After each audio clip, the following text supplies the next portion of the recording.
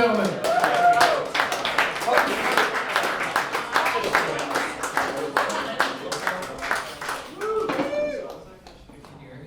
No.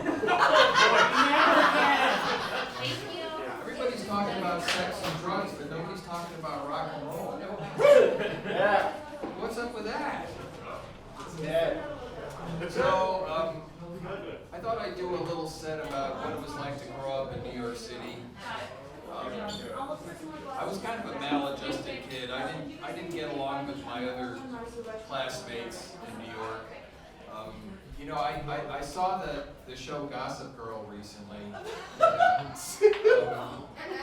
You know, the situation at my high school was not really Gossip Girl, but it was in that neighborhood, I guess. They weren't quite that crazy, but I didn't like them. I didn't get along with them. I was more into the music and art types.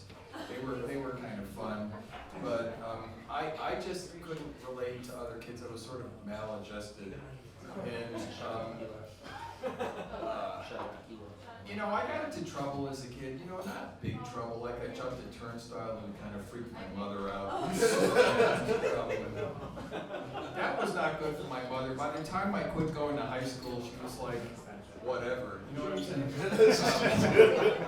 I think she was ready for it. You know, I don't remember, you know, if my kid stopped going to high school, I think I'd be pretty upset. But she seemed to be relatively okay with that, which in retrospect seems kind of strange.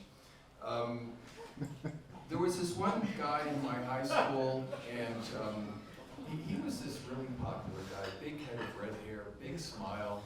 Everybody loved him. And I saw him years later, and I said, Dave, how are you doing? What's going on? He says, oh, you know, things are okay. And he looks at me and he said, did you know that I was a drug dealer in high school? I said, what? And he says, oh yeah. He says, and I got caught.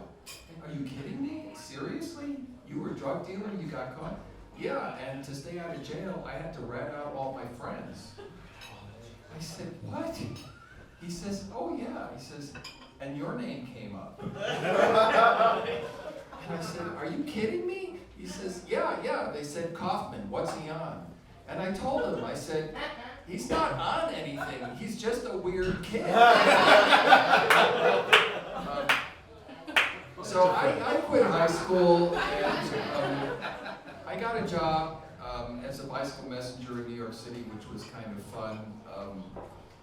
I had this one, I delivered this one message. I was waiting in the room, and this lady said to me, the kind of elderly lady, it's my birthday. It's like, wow, that's nice. She says, my son gave me a book.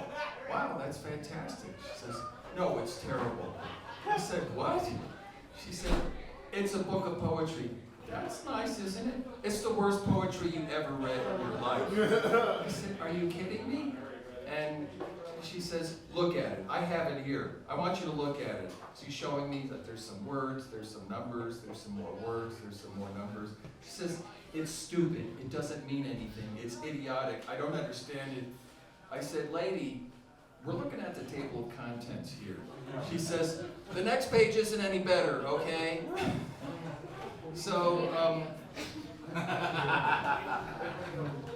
met some strange people. Phil is being nice to me. Thank you, Phil. First time for everything. You know, I've been told that if the guy before you is no good, you have to make fun of him. So, you know, have at it. So,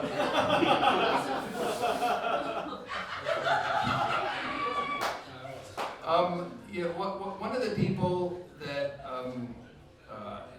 there was this one situation where I was waiting to deliver a message, and it was like 9 in the morning.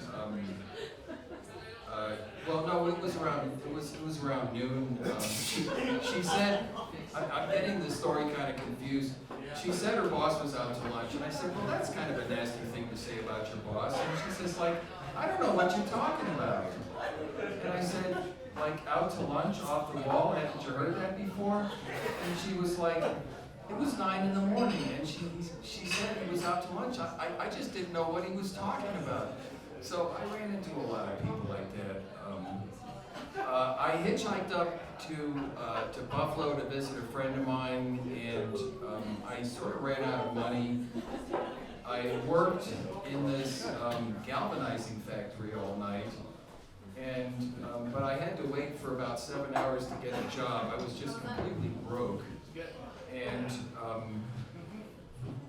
there was this black guy sitting right next to me, and he was just beating on this chair for like 7 hours, saying, "There has got to be a better way. There's got to be a better way." That's all he said for like 7 hours. I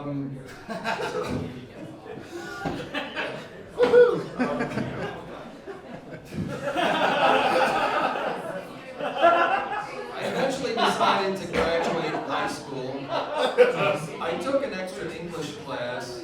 You know, that's all I needed to graduate. And the concept of English as a second language hadn't been invented yet, but that's what it was. This is kind of a long time ago. There were guys from Congo with like tribal scars on their faces and stuff like that. But it was kind of a fun little class.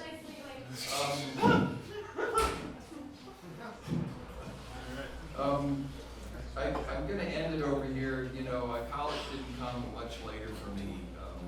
But I eventually came out here to Santa Fe, and that's the rest is history, as they say. So that's my high school sojourn for you.